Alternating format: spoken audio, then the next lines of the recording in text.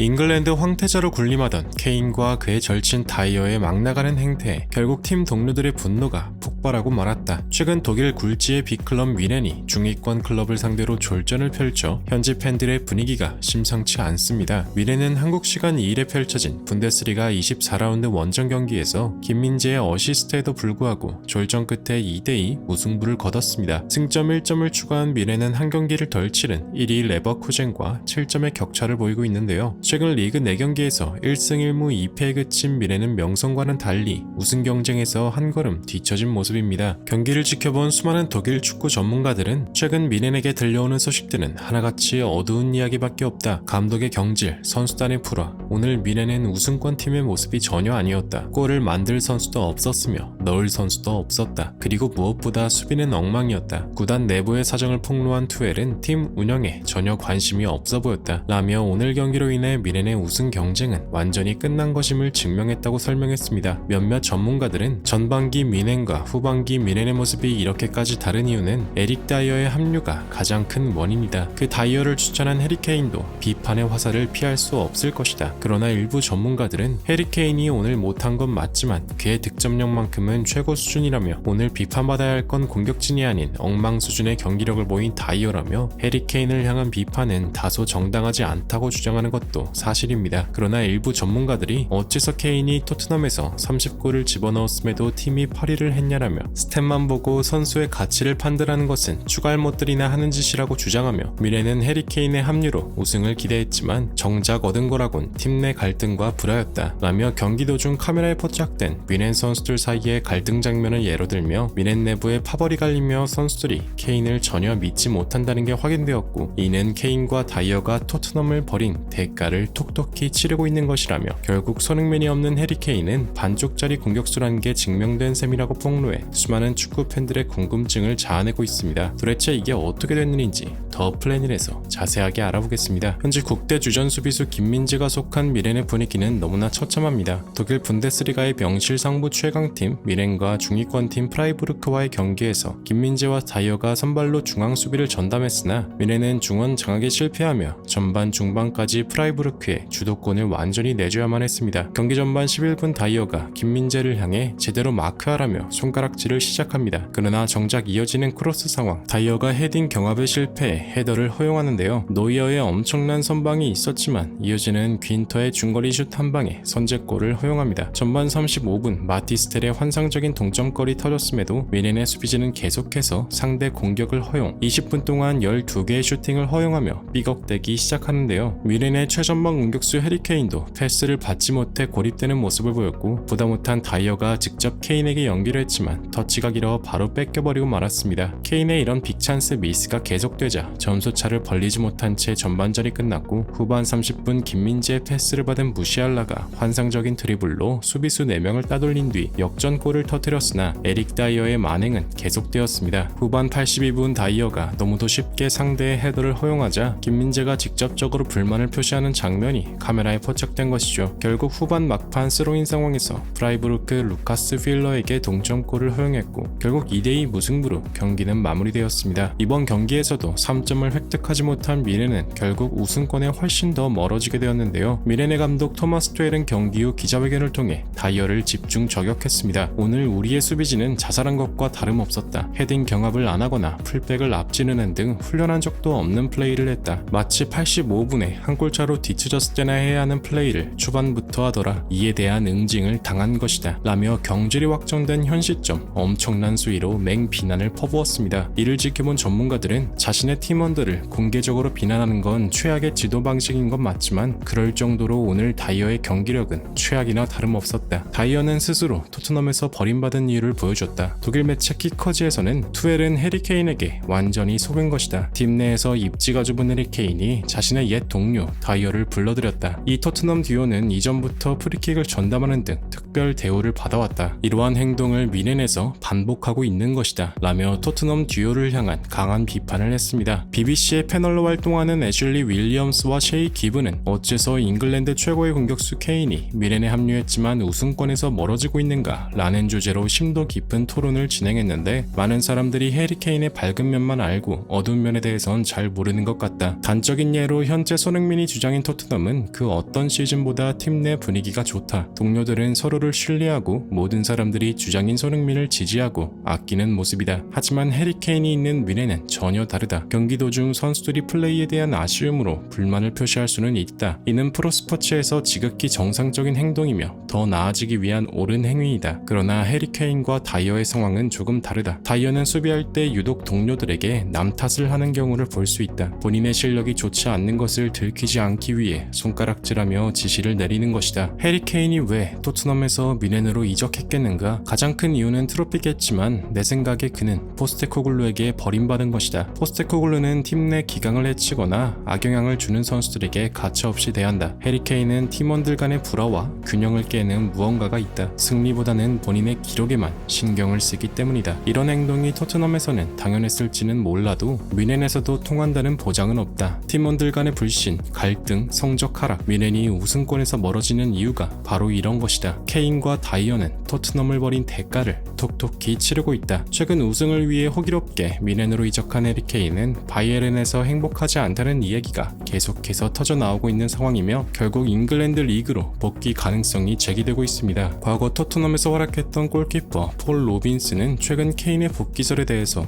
그 만약 EPL로 돌아온다면 아마 토트넘으로 복귀하는 게 가장 가능성이 높다. 그가 돌아온다면 그 자리는 손흥민의 옆이 될 것이다. 라며 케인의 선택지는 토트넘이 되는 것이 가장 유력하다고 점쳤습니다. 케인은 프리미어리그 통산 213골로 역대 득점자 순위 2위에 이름을 올리고 있습니다. 실제로 토트넘은 타 구단이 케인의 영입을 시도할 경우 같은 금액으로 협상에 나설 수 있는 우선 협상권을 갖고 있는 것으로 확인됩니다. 그러나 현지 토트넘 팬들의 반응은 아주 싸늘한데요. 케인이 복귀한다고? 난 환영하지 못할 것 같은데. 케인이 손흥민의 후보라면 생각해 볼만할지도. 토트넘의 레전드는 오직 손흥민뿐이야. 등등 케인의 복귀에 대해서는 부정적인 메시지가 가득했습니다. 여러분들은 케인의 토트넘 복귀 어떻게 생각하시나요? 지금까지 더 플래닛이었으며 진심으로 구독과 좋아요 부탁드립니다. 시청해주셔서 대단히 감사합니다.